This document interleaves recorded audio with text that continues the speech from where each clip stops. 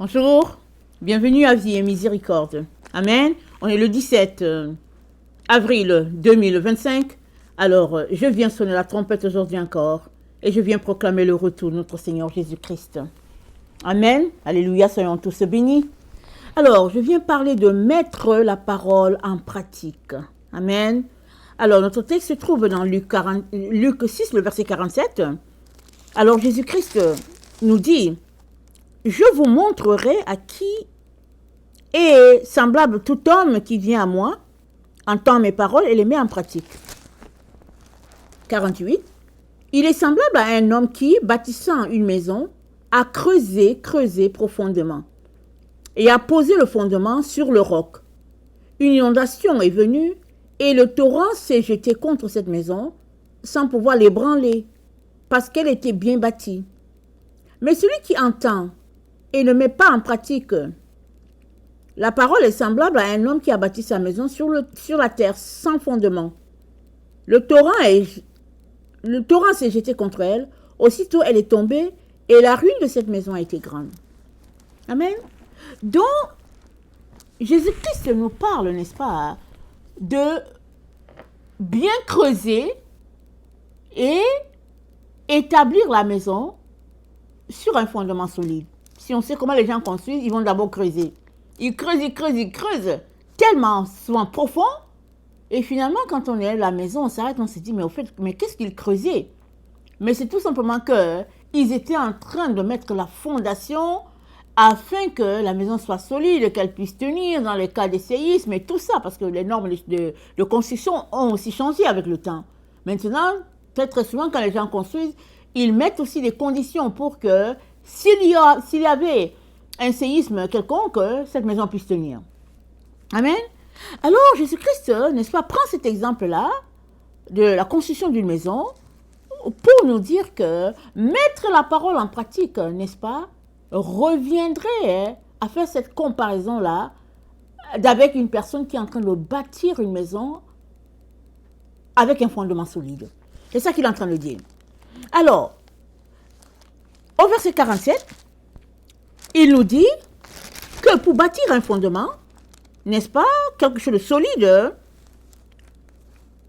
il reviendrait, il dit, je vous montrerai à qui est semblable toute personne. D'abord, il faut venir à moi, dit-il. Deuxième élément, entendre mes paroles. 3, la mettre en pratique. Alors, si tu ne viens pas à Jésus, ça veut dire que tu te fais enseigner par quelqu'un d'autre. On ne sait pas c'est qui, mais Jésus est l'enseignant. Alors, s'il te dit, je t'ai donné telle personne pour guide, alors vas-y en direction de la personne qui t'a dit. Mais s'il ne t'a pas dit, alors viens à lui. Il va t'enseigner. Amen. Il est capable de le faire. Il va t'enseigner. Il va te communiquer ce que tu as besoin d'entendre dans ta situation de nouveau converti ou bien dans ta situation avec ton problème. Il est là pour t'enseigner. Et puis, deuxième élément, il dit qu'il faudrait entendre la parole. Amen. Il faudrait l'entendre. Si tu n'entends pas, comment sauras-tu comment se comporter? Tu as besoin d'entendre. Et, troisième élément, tu as besoin, une fois avoir entendu, de mettre en pratique ce que tu as entendu. Parce que la pratique, n'est-ce pas, c'est pas la pratique qu'on demande, qu'on a entendu, qu'on a compris de quoi il est question. Il suffit de regarder, n'est-ce pas, les années scolaires. Ceux-là qui ont bien pratiqué vont réussir leur année pour aller en classe supérieure. Ceux qui n'ont pas bien pratiqué ne vont pas aller en classe supérieure.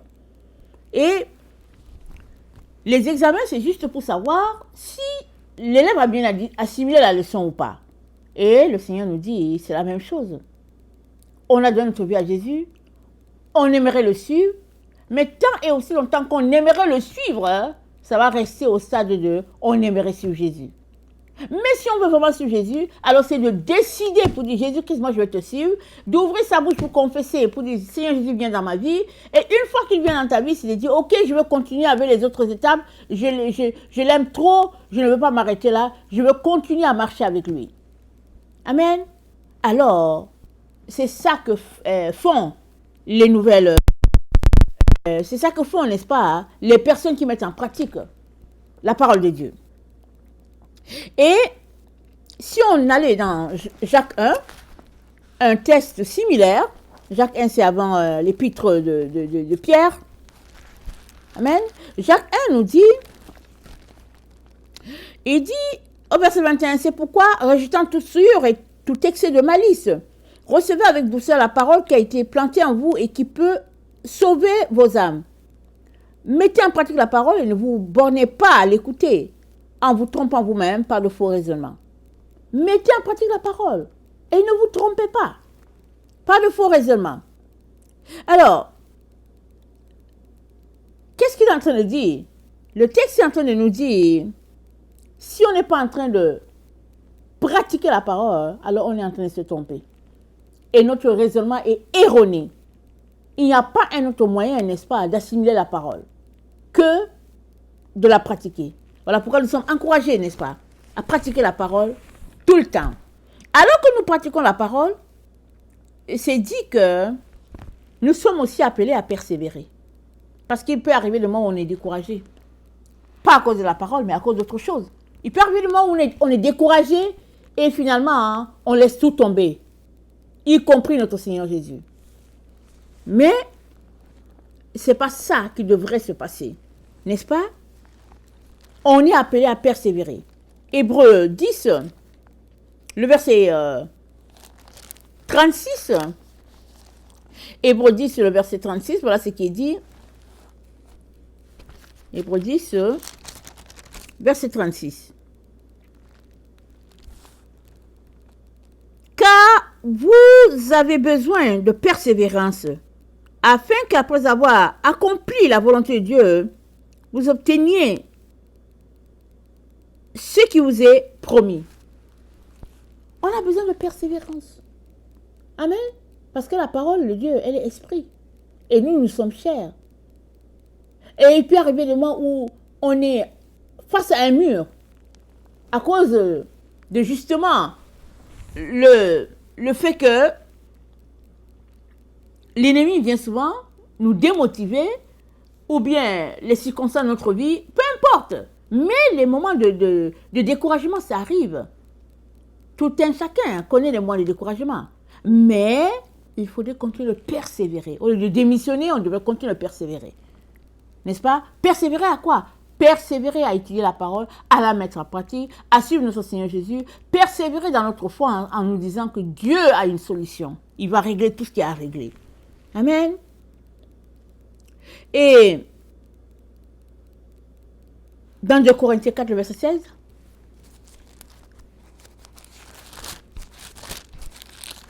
« 2 Corinthiens 4, le verset 16. Voilà ce qui est dit. C'est pourquoi nous ne perdons pas courage. Et lors même que notre homme extérieur se détruit, notre homme intérieur se renouvelle de jour en jour. Amen. Notre homme intérieur se renouvelle de jour en jour, malgré les épreuves. Donc, ce n'est pas le moment de lâcher. Ce n'est pas le moment de laisser tomber pour dire Jésus, c'est trop compliqué et tout. Non, on est appelé à persévérer. C'est-à-dire aller jusqu'au bout. Amen. Et persévérer, c'est d'autant plus important parce que notre foi va reposer sur la personne qui nous a parlé. C'est Jésus-Christ qui nous a parlé. Amen. Alors, notre foi repose en lui. Alors, pour cela, on est capable de persévérer. On persévère, on se dit, Jésus-Christ a dit ceci, j'attends. Tu peux attendre des années, ce n'est pas grave. Il te l'a promis, alors fais-lui confiance. Et les choses vont finir par se replacer. Amen. Alors,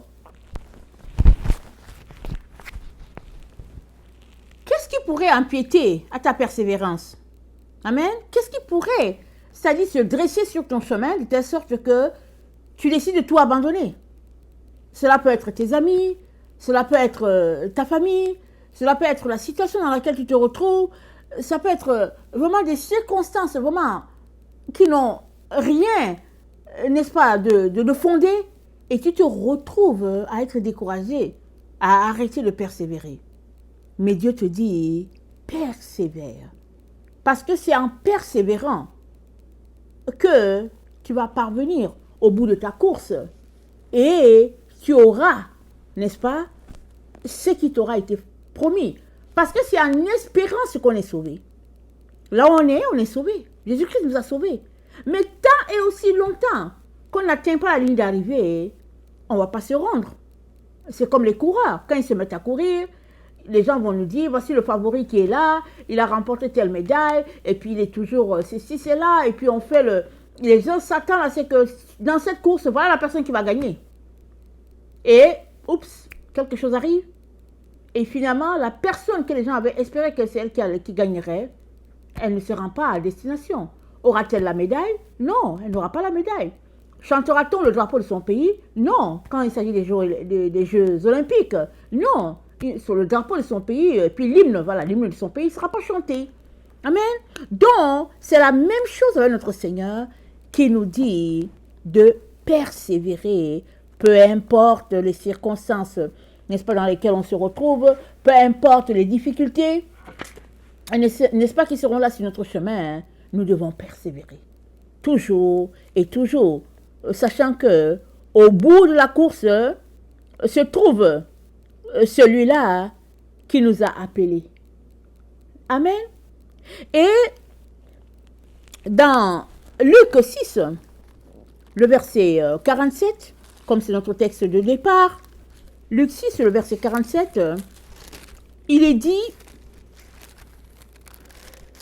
Luc 6, le verset 47, il est dit, « Je vous montrerai à qui ressemble tout homme qui vient à moi, entend mes paroles et les met en pratique. » Il faudrait venir à Jésus. Ça doit être une habitude de venir dans sa présence. Amen. Si tu lui as donné ta vie, il est important que tu tisses ton intimité avec lui. Ça, c'est très, très important. Ce n'est pas à négliger.